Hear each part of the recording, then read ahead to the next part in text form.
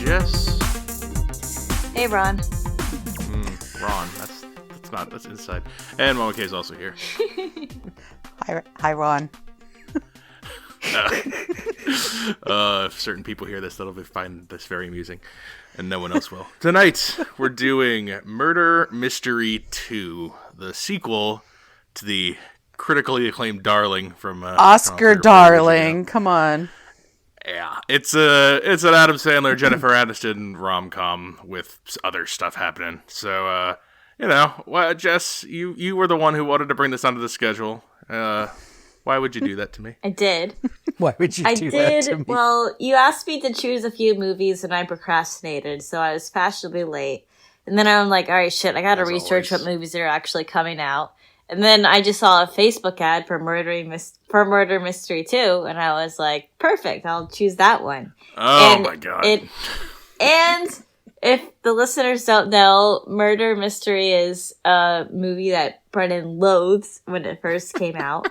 But I feel like I did it for the show because we haven't had a movie that you really, really loathe and go back to in a while. Like Jumanji, we'd always bring that up and be like, oh, it's not as bad as Jumanji. Or Murder Mystery, it'd be like, oh, it can't be as bad as Murder Mystery. We haven't had one of those in a while, so I'm doing it for the show. That's why I chose. You wanted me to talk about something I hated for once, and you don't know. Just something, more reason to refer to. So, possibly. What if I loved it? Know. Maybe you'll like I was just saying, you never know.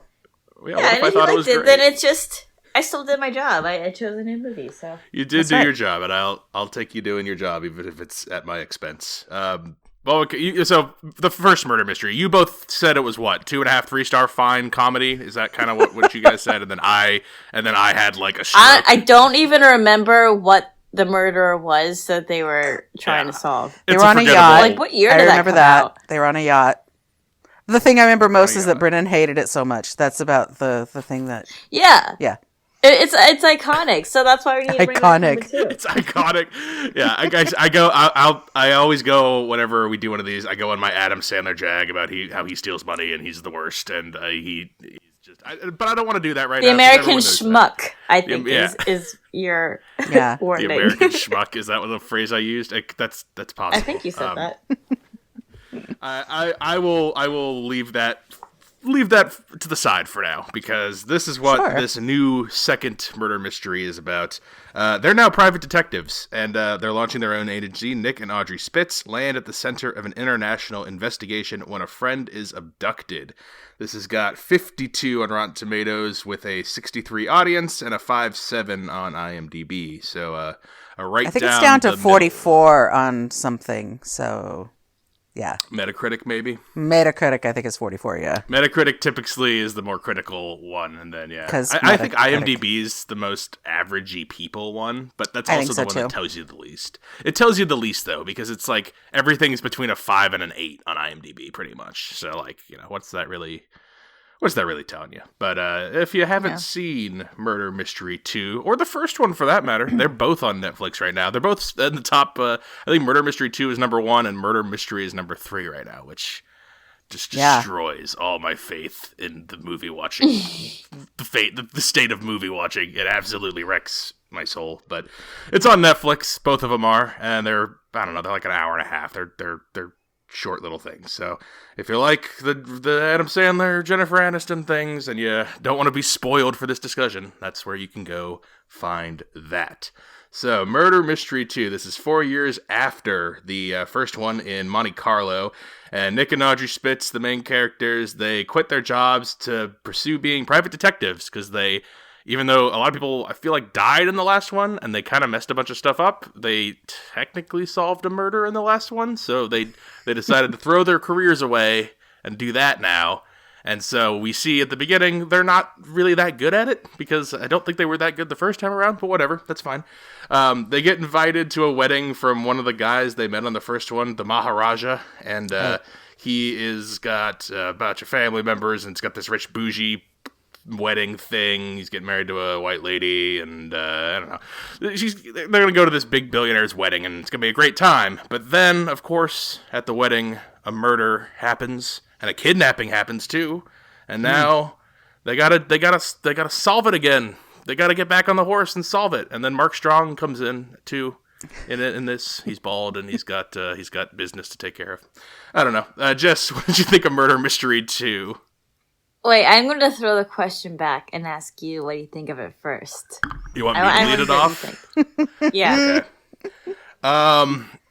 It's I don't really remember the first one at all because I just kind of have like a rage memory. You repressed that from your memory. Yeah, it's just a rage memory. So this is still very bad. I think I laughed. I don't think I didn't laugh any times, but I kind of like went, oh, that's all right, like 4 times. I think I'll point those out.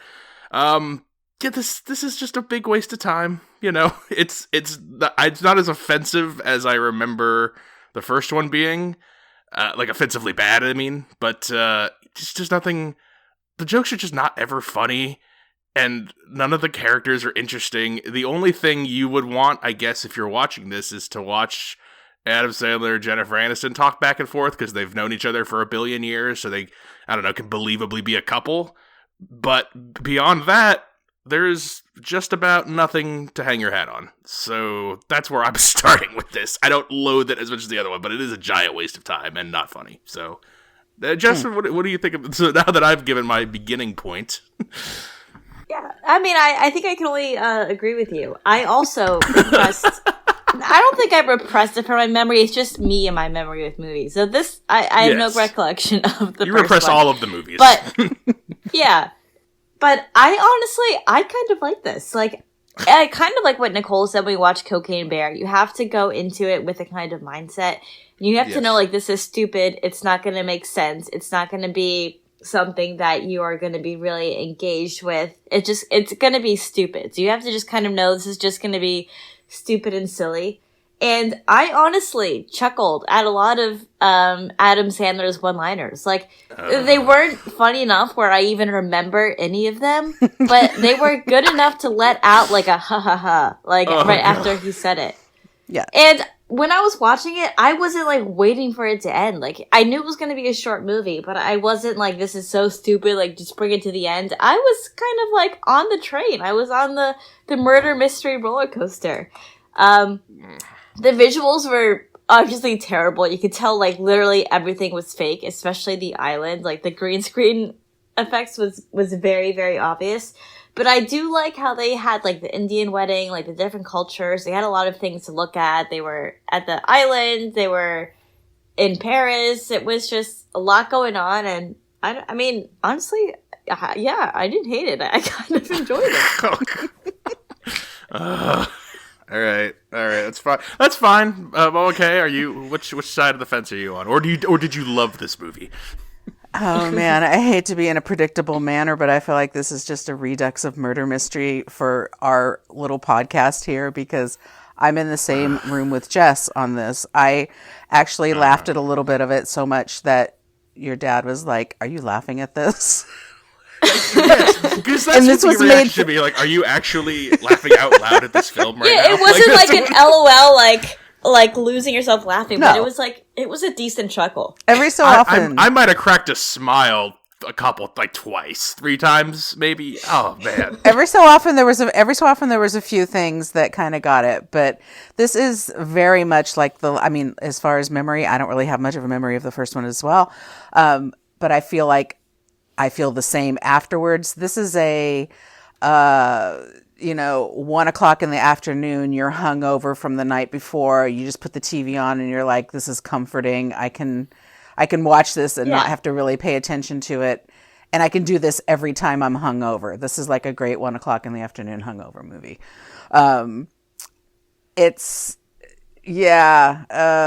Plus it's got a little more action, I think, than the first one. This one feels like when they were in the van, that was a really long sequence of action events. I actually laughed then. That's now that I'm thinking about it. That's when I laughed. The slapstick in the van when they were fighting over the stuff and the guns. Yeah, it wasn't really slapstick. It was the guy with the axe in his head. That was pretty funny to me. It's type of slapstick. It's all slapstick. It's all slapstick. So that was okay, and it's always all the same characters. But I do feel like I've seen this movie 3 or 4 times in the last year. I mean, this is, Glass Onion is a smart version of this. We watched that other one. There was the Julia Roberts, George Clooney one that was Ticket to Paradise. Yeah, this is basically. This is like, guys, yeah, you're right. This is similar to that actually. Although in that one, I think I actually dislike that more because in that one, George Clooney and Julia Roberts are so awful as people. Or in this one, they are. Adam Sandler and Jennifer Aniston are just kind of bumbling, which is less irritating, I guess. Slightly. I mean, if we're on a scale of irritating here, but I mean, yeah, it's. I don't remember this one didn't bring ire out of me like the first one did, so it must be a slight improvement, I guess. But I can't really remember that first one to even make. I think you just might be a little numb that it already happened once, it's possible. And so now it's happening again. And this one, the pacing on this one was better because of all the action that was going on. I mean, it was ridiculous action. But action and a lot. We spent 20 full minutes on the Eiffel Tower.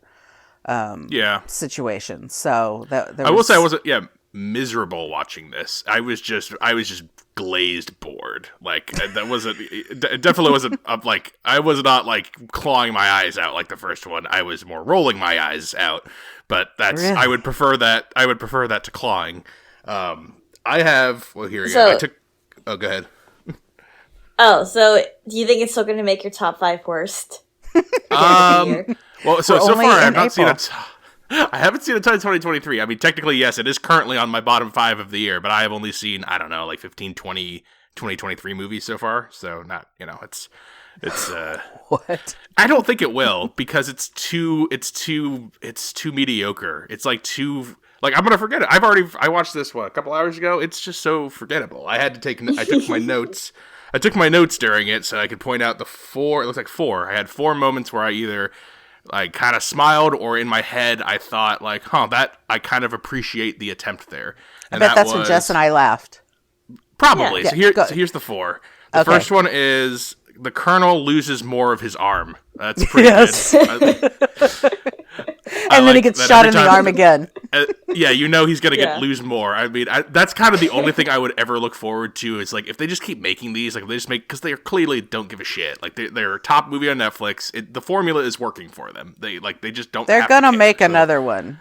They're going to make another one. I'm surprised it took them 4 years to make this one. Probably just pandemic, honestly. It's probably just true. Like, oh man, we can't go on our vacation this year to shoot our movie. Right. To shoot our movie this year. But oh well. I mean, I guess we'll just have to wait. But yeah, in my head, I'm like, and even the 6th one, he's just like a head in a wheelchair. Like, there you go. Like that would be the kind of pathway of I would go down. Like every he's movie chocolate on SpongeBob. Exactly. Yeah, I want him to be. What are they selling? I want him to be that at the end. I just wrote he keeps blocking the door but letting people in. I don't know what that means, but that whatever that means. Oh, every time they kept moving furniture in front of the door. Oh, okay, yeah. Okay, so I was like, oh, okay. At least that's a bit like he put the door and like we can't let anybody in, and then they come in and he moves it all. He has to move it all back. I'm like, okay, that's a joke, kind of. Framed picture of Adam Sandler passed out next to passed out Adam Sandler. That's all right. That's pretty good. I like that.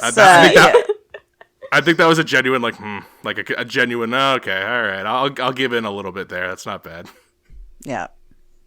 And then Mark Strong blows up, and then the next guy also gets taken out, and then they're commenting like, "Oh, what's going on here?"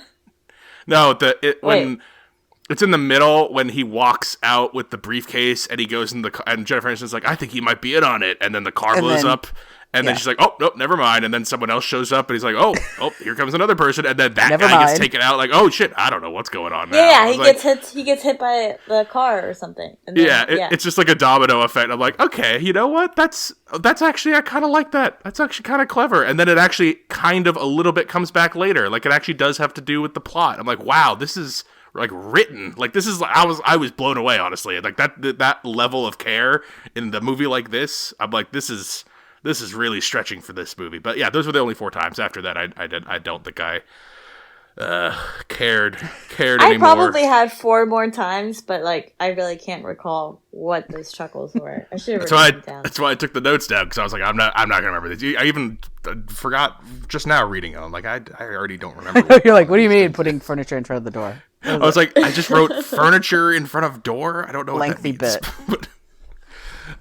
did you guys guess the murderer, or not even the murderer? I guess there is a murder. It's a kidnapping movie. It's not even a murder mystery movie, really. The mystery is the kidnapping, not the murder. Right. I think I had Glass Onion in my head, where I think I thought that Vic orchestrated it all just to have fun with his friends. That's what I thought too. Same thing. Okay, so we were all on the same page. I thought it was him and his sister as an accomplice. That's what I originally thought. Yeah, I thought it was him. I just thought whoever it was him, like helping out. Maybe I knew the sister had to have something to do with it, because when we meet the sister, Jennifer Aniston says, "Oh, I didn't know he had a sister." I'm like, "Okay, there you go. Forgotten child right there. Tension, conflict, done." Right. Like, you've already told me who did it. I didn't think Mark Strong was going to come. Yeah, I didn't think Mark Strong was going to come back and be like the helper villain or whatever, or as like a gun for hire, because I thought the joke was that, like, oh, you think he's going to be so involved, and then he just blows up and he's gone, but then he comes back. I'm like, okay, I mean, that's fine, he comes back or whatever, but like, I thought it would have been funnier if you get this big actor as a cameo and you think he's going to be really important, and then you kill him off halfway through. I thought that would have been a funnier choice. No, he had a lot of fighting to do up on the Eiffel Tower after that, so yeah, I guess if he's not there, who are you gonna have fight? Like, you're just gonna have the sister have a bunch of goons all of a sudden? Like, but why not? I mean, this movie doesn't make any sense anyway. This movie does not make any sense. No, and like, why does the group, like, they all like the suspects travel from place to place together with Jennifer Aniston and Adam Sandler and Mark Strong? I don't understand. I don't understand any logistics, and like yeah, they never show them getting from the island to Paris. No, and like I can understand. They were just in Paris the next scene. But why are they there? Like, why are they all there? Yeah. Yeah, why does every time we cut back to like the 8 suspects or something? Like, why do the 8 suspects stay together? Like, it makes sense in Glass Onion, they're trapped on an island.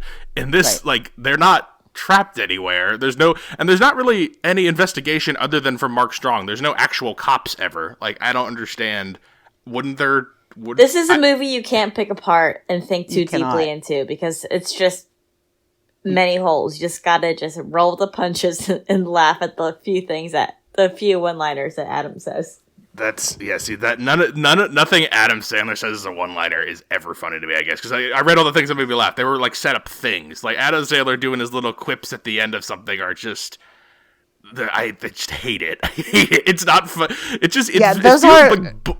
They feel bullying. Like, he just feels like an asshole making fun of people who are different than him. That's what it feels like to me every time I hear him do his little quips. That is always my least favorite part of Adam Sandler movies, is when he's talking. Like, the beginning, the very first Adam Sandler stupid joke is like, "Oh, we're the spits, the shits. You're the shits. Yeah. You're the shits, man. Like, where are you from? Switzerland? Because you're European. Like, I'm like, fuck you. I immediately like, this is why I hate these fucking movies. That's not a joke. That's not funny. That's like middle schoolers poking each other in the face. It's middle school boys too. I mean, it's effective.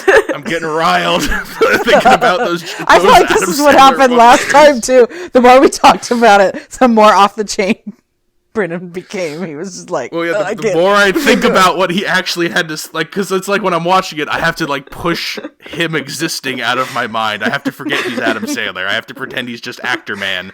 But then when I start thinking about what he's doing, I'm like, he's doing it again. He's doing all the shit I hate when he does it. He's gonna do it the day he dies. I can't. I'm just like, you can go make your Uncut Gems and all these awesome dramas, but you just want to roll around in your money with your friends in tropical locations. Well, and everyone eats it with a spoon. Ugh.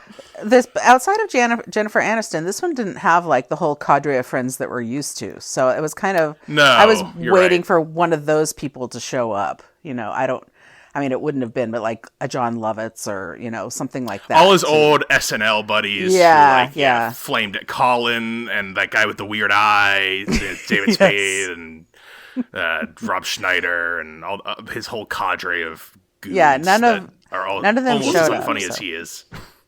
At least all those actors, I have been in other things where I'm like, oh, look, they're acting, and like giving like they're kind of doing a thing that I could find interesting. Adam Sandler's just when it's him and his comedy and his gym shorts and just being glib. Well, I have to tell you, there was a point where I was like, if he goes someplace and he's dressed in frigging gym pants or sweats when everybody else is dressed up normal, like not even dressy, just normal, I'm gonna be like, I can't do this. I cannot. And he was wearing proper slacks when they were in the Eiffel Tower restaurant. So I know they dressed up. They even made the comment. They're like, "Oh, wow, you guys are actually cleaned up and not doing." Yeah, but you'd only saw him from like the waist up at that point, and I thought, "Oh my god, he's gonna be wearing sweatpants. He's gonna be wearing sweatpants." Well, he even makes a somewhat referential joke where he's like, "Oh yeah, I got kicked out of wherever for just showing up in gym shorts the one time." I'm like, "Of course, that's probably a real story. Like that probably actually happened to you." I gotta go through. In real life, he apparently dresses like that all the time. It's just a t-shirt and gym shorts, and he seems like the nicest guy that you could possibly meet. I haven't heard any like super shit stories about him. Well, of course everyone loves him because he'll give them $5 million to stand around the green screen and do absolutely no work at all. I'm talking about somebody who runs into him at, an ice cream stand in the summertime. I'm not talking about people who are working on the movie with him. I guess. I mean, well, that's the thing. Is like, yes, fine. Him as as a person talking to people on the street, he might be a fine guy. But like, I don't know. That's not really. That doesn't move the needle for me when I watch him be. Yeah, he doesn't have to do anything else, though, Brennan. I mean, he does these other things, and I know, and he knows it. That's why it's annoying. It's so annoying that this is the number one movie, and the one that came out 4 years ago is the number 3 movie on one of the largest streaming services in the world, and this is what everyone's watching. It's just disheartening. That's because everybody's just like, I know we saw it, but we're gonna have to watch it again because we don't remember it. So we watch it because even your dad's like, "Did we see the first one?" I'm like, "Yes, I reviewed the first one. We saw it." This is not what movies were made for. This is not the purpose of cinema. This is not it. This isn't it. This is what I beg to 80s differ. TV sitcoms were for. I beg to differ. Movies were not made. I don't know. There's a lot of trash on TV. Yeah. Like I agree with Mama K. There is a time and place for this, and she got it spot on with like, this is just a 1 p.m. movie when you're hungover and you don't want to think, and you just need time to pass by. You need to be entertained. Like, I completely agree. Yeah, that is a time and place for this.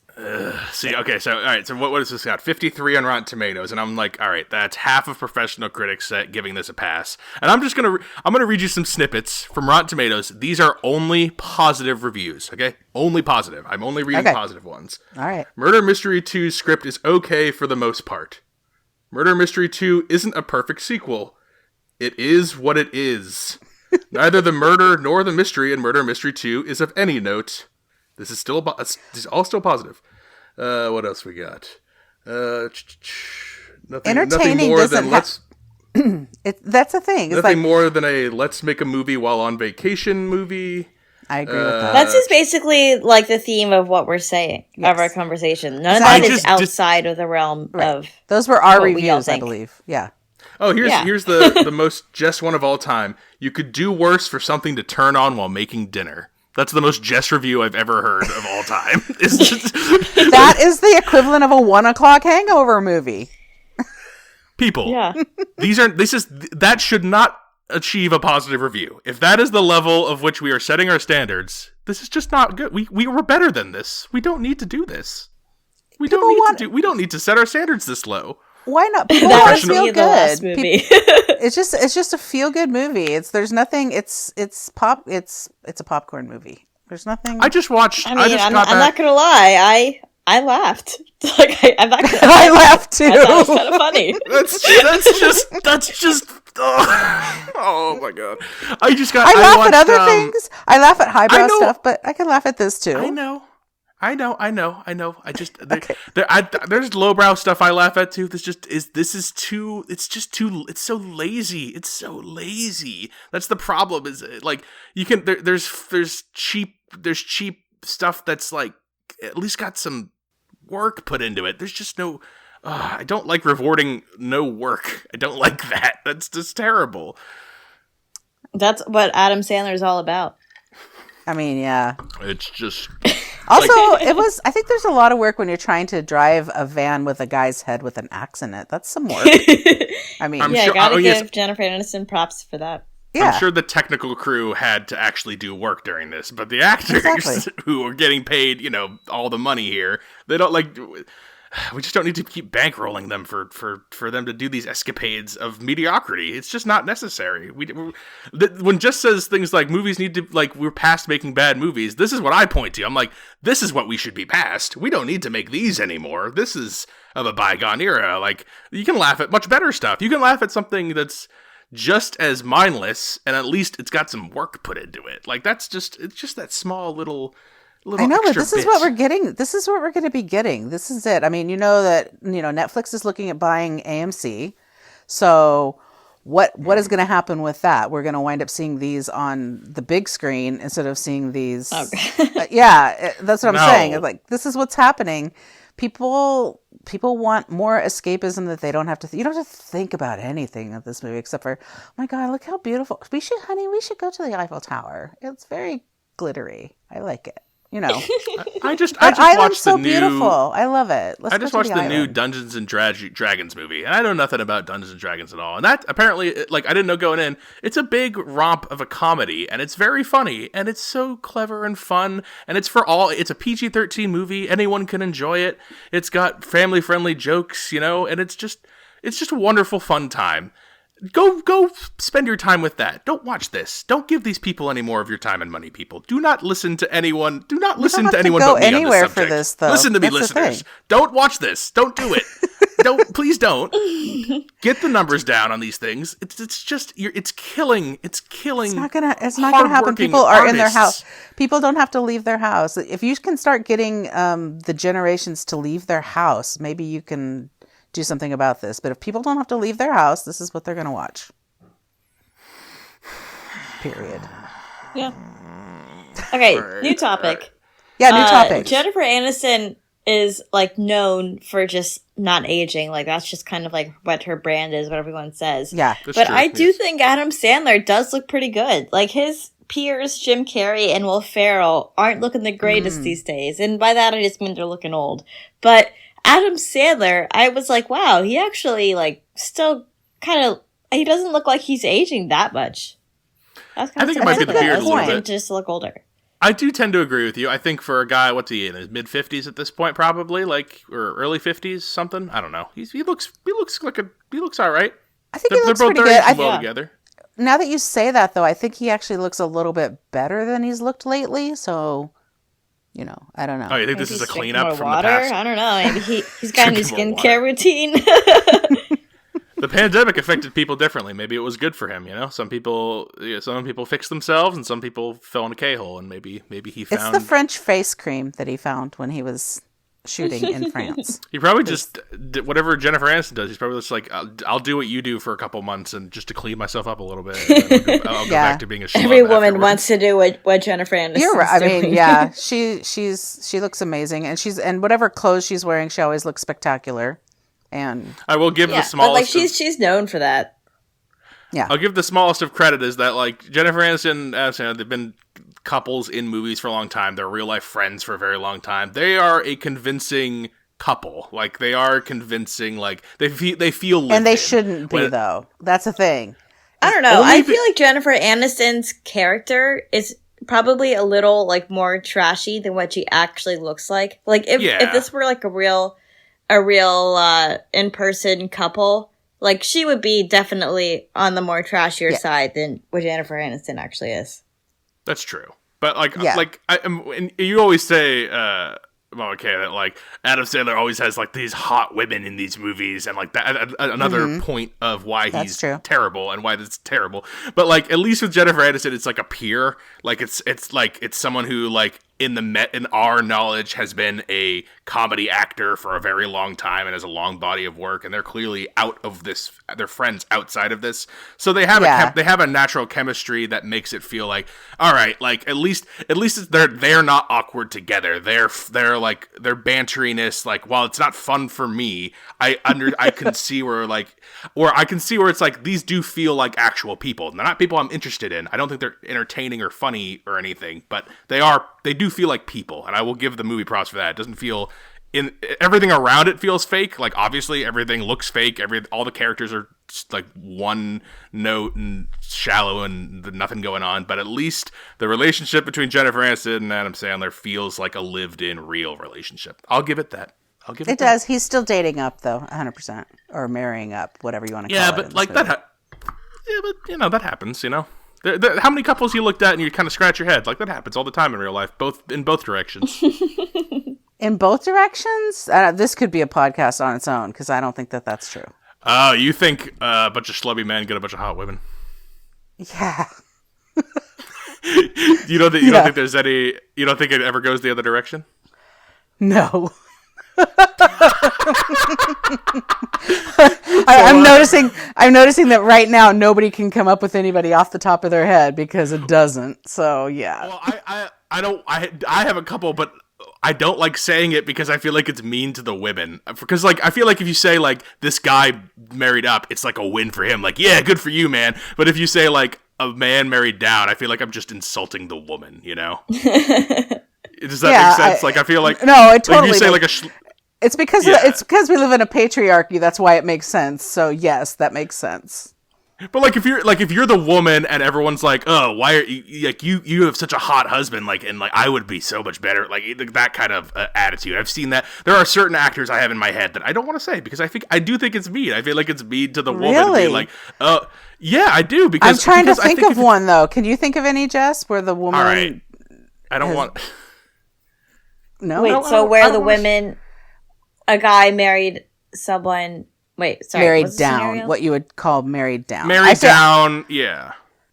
I'm trying to think of somebody. I don't know. I've got two in the chamber, but I don't want to say because I really do think I just think it's mean, and I don't really want. I think it's just mean spirited to do that. Whereas when it's on the other foot, when an in quotations uglier or homelier or just more average looking guy dates like a 9 or a 10, like a Jennifer Aniston, then you're like, good for you, man. And like they're like, yeah, I know, but like, look what I bagged. Yeah. Like it's just it's a different mindset, That's just what it feels like. I feel like the guy wouldn't be insulted to be like, your wife's way hotter than you. Whereas I feel like a woman, if you were like, hey, your husband's way hotter than you are, like I feel like that would you hear what I'm saying, right? I do hear what you're saying, but it even happens when an actor's like in his 40s or 50s and his wife is still the same age as him. There's still this like, oh my God, it's so amazing that he's married to somebody that's like, the same age as him, as opposed to I have a couple of those in my head too. Yeah, because that's how it happens. That's why you have those in your head because everyone's always surprised that a man wants to stay with a woman that either is his age or maybe somebody who's not quite as attractive as you would expect. I think that's more common than we think in Hollywood, though, just because I think when we hear about it, the Leo kind of people, where it's just like they trade in for the younger model all the time, or they've had 3-4 wives. I think there's a lot of people in Hollywood who've had their stable 20-30 year relationships. They happen to be unproblematic kings and queens. And they, I think so. Hugh Jackman is one of them, but he always kind of gets slammed because I don't know if his wife is older or whatever it is, but it's always sort of like, isn't he's such a great guy because he still has that wife. It's like, why is that a great guy? But why does that make him? That's part of my point too. Yeah, like who's Pierce Brosnan? He's been with his wife for a long time. Yeah. He was like a big heartthrob guy for a long time, and his wife looks like an older woman now. And people are like, "Oh, good for him for staying with her." I'm like, what the hell was that? She's just a like. What, you're gonna leave your wife because you're rich? Because she doesn't look young? Like, I just don't understand that mentality. Like, there would be never enough money where I would leave my wife because I could secure someone who looks better. I say that. I say that too, and somebody called me out for it and said, "No, you would do exactly the same thing. Like if for some reason I got rich or famous or whatever, that I would, and I had the opportunity to, date 25-year-old men or whatever, that I would." Jess is pretty quiet here. I know, Jess. What's going on? Jess is trading in for honestly, hot boy toys. I'm just Google imaging Adam Sandler, and you're right. All he wears is basketball shorts. You checked out of the last I thought minutes. you guys were just joking, but I'm no, he actually only wears basketball shorts. And usually it's t-shirts from colleges or places. This is why in whatever New Hampshire. movie he's dating the 30-year-old biophysicist who looks like a model. You're like, really, Adam? That's really what's happening. Or Selma Hayek. That's how you probably see his yourself. age, but she's fantastic looking. Okay. Yeah, the hottest 50-year-old in the world. Exactly. Okay, fine. I'll have that 50-year-old. Exactly. Yeah. Come on. Get out of here, Adam. I don't buy it. I don't. You're just guy. You're just some guy who happens to have gotten so lucky, and everyone loves you for some reason. I don't know what happened, but here we are. Sometimes that happens. SNL people, you never know what's gonna who's gonna hit. You know what I mean? Who would have thought that him when he was Opera Man was gonna? Adam Sandler is 56 and Will Ferrell is 55. Oh, I would have never done that in my head. I would have thought Will Ferrell was older. No, because Adam Sandler was on earlier, and even though he looks older, I would have thought. Yeah, they were but it's about 1 the same year. age. Yeah. So. Yeah, 1 year. Jim Carrey is 61. Yeah, that makes Yeah. sense. He's a little bit older. Okay, yeah. Jim Carrey's one I struggle. Jim Carrey, I have a similar problem with Adam Sandler, except he cares so much more. That's an interesting question. Who I dislike more, Jim Carrey or Adam Sandler, because they both have similar but different problems. Where I love them so much in their dramatic roles that when I see them do their comedy shtick. But the thing is, Adam Sandler is his laziness, and that's why I dislike it, where Jim Carrey commits, and I just hate it. He just has funny faces. Funny faces and, funny sounds. I hate the Ace Ventura. I love Ace Ventura. No, you don't. You don't love it. I tell you don't. Yes, she does. I vividly remember him coming out of the rhino's butt. No, that's what everyone says. Who gives a fuck if he comes out of a butt and he makes a face? That's not a joke. That's just... Oh, God. There's a market for it. If there's a 12-year-old boy market for that. 12-year-old? That's their audience. 12-year-olds. Oh man. All right. Anything else on the actual film? The actual murder mystery film? Do we have any other? No, we could go on. I'm mad that it's called Murder Mystery because you're right. It was a kidnapping movie. So. Yeah, but it's part of the franchise. So it could have been Murder Mystery 2, Exotic Kidnap, or the Great Maharaja Kidnapping. That's too. That would have made it worse for me. I feel like a dozen people accidentally got murdered in the plot. That's what happened in the first one too. So yeah, people just kind of get murdered. I kind of like that in theory, but in execution, it's just kind of bland. But I like in theory, these bumbling detectives go around and they try to solve murders, but accidentally people get murdered all around them, and it's not their fault literally, but it just happens. In concept, I like that, but in execution, it's not great. We didn't talk about why we're so sure that there's a third one, because at the end of this one, there's a little bit of a cliffhanger. So, there's definitely going to be a third one, and I wonder what if King T'Chaka is going to have any part of his arm left.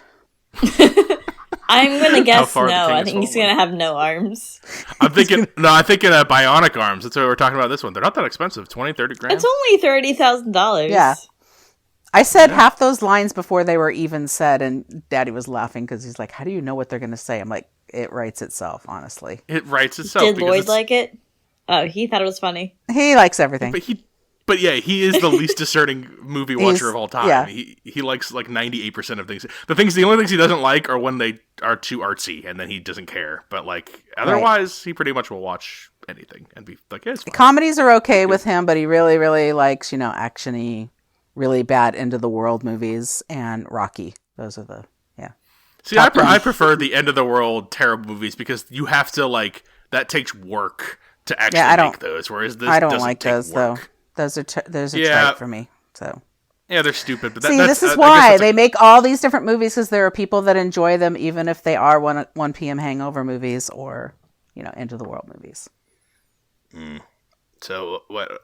How are they going to survive? The guy jumped out of the helicopter. The spoiler for the end: they solve the mystery and they get a bunch of money, and then the helicopter pilot steals it from them, and now they're stuck in the air in a helicopter. I don't think it's going to be foreshadowing the next one. I don't either. We're going to find them back on their sofa. Foreshadow this one. Doing something. Yeah, and then just something's going to happen. It's just going to be a fixed shot of Adam Sandler watching March Madness in his mansion. That's in gym shorts. That's just why not just release that? Why not just release him sitting on a couch with his 3 buddies from SNL and just barely saying anything funny or interesting about March Madness on their couches in their mansion? That doesn't get anybody to an exotic locale. You need to get to an exotic locale. Okay, that's fine. They're watching March Madness on a beach. Whatever. Like in a bar in Hawaii. Yeah. All right. Anyone else on this one? Any other bits though? Any other plot points we might not have really dug into? You know, any other important themes? Any themes we missed out on? No. I think we're good here. Jess, do you recommend Murder Mystery 2? Yeah. I think I'm going to. Yeah. Fuck you. Fuck you. I don't think I recommended the first one. I can't remember it, but I don't think I did. This one, I think we all agree this one is better. I'll give you that. The first one. I'll give you that. It's better than the first one. Yeah. It only made me mildly angry talking about it, as opposed to the first one, which almost made me rage quit my life. You were getting pretty worked up there, though. Because he started talking about his one-liners, and then I had to think about what he said, and I had to be like, "Fuck you!" Oh God! All right, Mama K. I don't remember whether I recommended the first one either, but I'm gonna fall into the same line. I mean, why not? I'll tell you why not. I told you why not. I told you all why not. I've told you all why not for as long as I can remember it. I just don't have the energy anymore. No, I don't recommend it, obviously. Please, people listening, don't listen to my co-hosts. Don't listen to the fucking 53%. It's like a 20%. Stop making these movies. Stop watching these movies. They keep making them because you idiots keep fucking watching them. Stop watching them. Yeah, but Netflix, like, if Netflix markets a movie, no matter what, it's going to be like their top whatever for it's true. Days. Yeah, it's true. You people, You People. There's another movie I thought was completely mediocre, bland, and irritating. I would rather watch You People again than this. I don't remember that, and I know we reviewed it. I literally had to. That was when I chose to do, right? Yeah. Oh, I'm seeing it. Yeah, that was the Jonah Hill movie, right? Yes. Yeah, Jonah Hill and I saw some of the Letterboxd review was the Montagues and the Blackulets. Romeo and Juliet. Pretty good. People are clever. The people on Letterboxd could write a better movie than this. Maybe they should. It hurts my heart, but my co-hosts are still drinking the Kool-Aid. 2 recommends and 1 not recommends for Murder Mystery. I don't. Jess, it just tells him that we're the only ones that are still having hangovers and need a 1:00 movie. So that's it. This is a great hangover. I watch heady sci-fi when I'm hungover to get me back in the mood. Yeah, that'll be our next episode. We're talking. Yeah, it will be. In the meantime, if you want to recommend anything to us, Films with the Women in My Life on Facebook, reach out to me on Instagram. I'm Brennan_podhost, and you can email the show filmswiththewomen@gmail.com. All right, guys, thanks for Murder Mystery 2. Jess, did you was it satisfying for you? Did you get me riled up? Had fun riling me? I am. Now we have the new, at least it's not Murder Mystery 2. To bring up, since we all forgot about Murder Mystery 1. It's great. Been too long. Yeah. We have to refresh my anger every once in a while. I can't like stuff too much for too long. Yeah. All right. Well, until next time. This is well, what?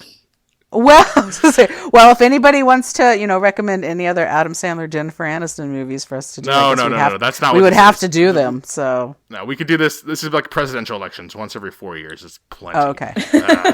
Well, you're welcome for this. This is Brennan signing off, saying thanks for listening and enjoy your movies. Thanks for listening to Films with the Women in My Life.